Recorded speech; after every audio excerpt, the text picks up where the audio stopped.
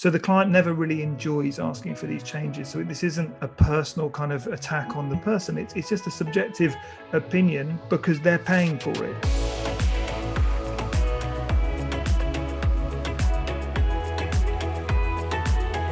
I would always look to see it from the client's point of view, because it's never nice asking anyone to change or revise anything. And this is, I've had it recently. I'm getting like something done around the house and I feel bad asking the guy to move it or change it. Yeah, I'm paying him. So the client never really enjoys asking for these changes. So this isn't a personal kind of attack on the person. It's just a subjective opinion because they're paying for it and it's their project and they probably know the business better than the designer. So the first thing is to try and separate yourself from the criticism and not take it personally, because it's not a personal attack. That's the big thing. So just take it as it is. It's just feedback, and understand that if you were in the client's shoes, you would want control over the situation and you would understandably be asking for changes. Now, the way that I overcame this was because when we were running a hotel and someone would come to us and say, we can build you a new website and it's going to be £3,000 to £5,000.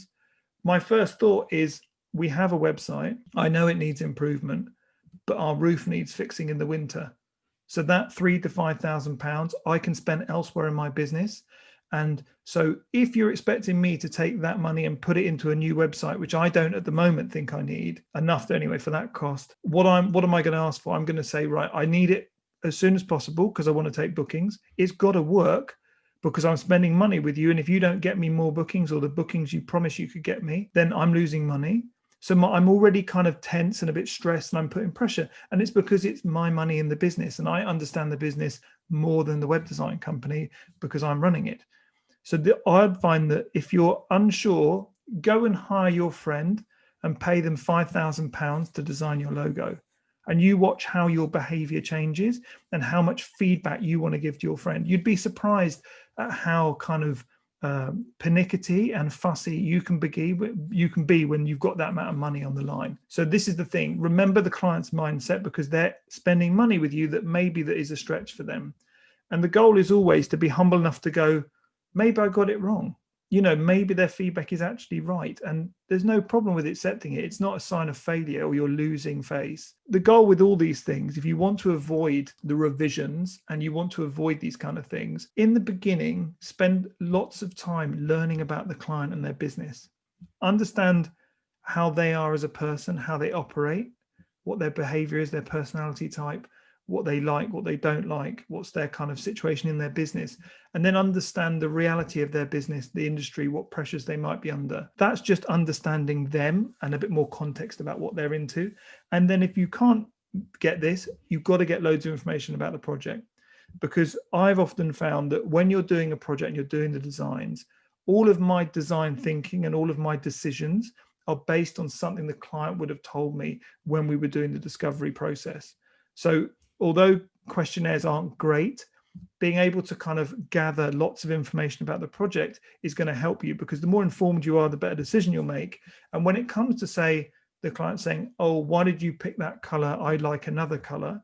You can almost refer back to your notes and go, oh, but when we had the meeting, you said that this color, blue, resonated really well with your audience and no one else in the market is using blue. Although I understand you like pink, but actually another rival of yours is using pink, so it wouldn't make sense. So I thought that because you mentioned blue and it resonated with your audience, we should lead with blue. So what I'm doing is I'm taking a subjective opinion and I'm countering it with fact that they've given me. And I learned to do this because when I would present designs with just one concept, the only way you can really successfully sell in a one concept project that the client doesn't really see in advance is to explain all of your thinking with annotations. So you're taking them through your thought process of creating the work, and then you're referring every decision back to something they've told you because you've done lots of research in the beginning and you've understood their business. And it's very hard for them to push back if you're saying, well, you told me this, that's all I'm responding to. And this is the art of it. You have to gather the information, use that to kind of build your case into your design thinking, and don't fall into the trap of going, this is going to look great in my portfolio, or that's a typeface I've always wanted to use, so I'll just try and justify it here. The goal is always to deliver great work that actually helps their business, because what you'll find is you can see great designers that have amazing portfolios, But if you don't see case studies or facts or statistics to actually back up the quality and the effectiveness of those designs, you can actually realize that some of these are spec projects. And I promise you, clients will see through that crap fairly quickly. So what you want is beautiful design that you're very proud of, that is rooted in actually business success, because that's the ultimate. Because if you can back up your designs with business success, you'll find clients will trust you more and more, and there will be less pushback. There'll be less revisions. Often the revisions are coming out of a kind of fear or anxiety that the client is getting, because they are thinking, do they understand my business? Do they understand what I need?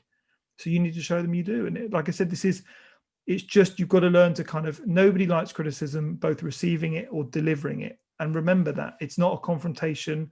You've got to try and sort of objectively step back and go, okay, if I'm going to improve as a designer and get better, this is part of the process. It's like losing in a match. Nobody likes to lose, but actually you learn so much more from losing than you do from winning.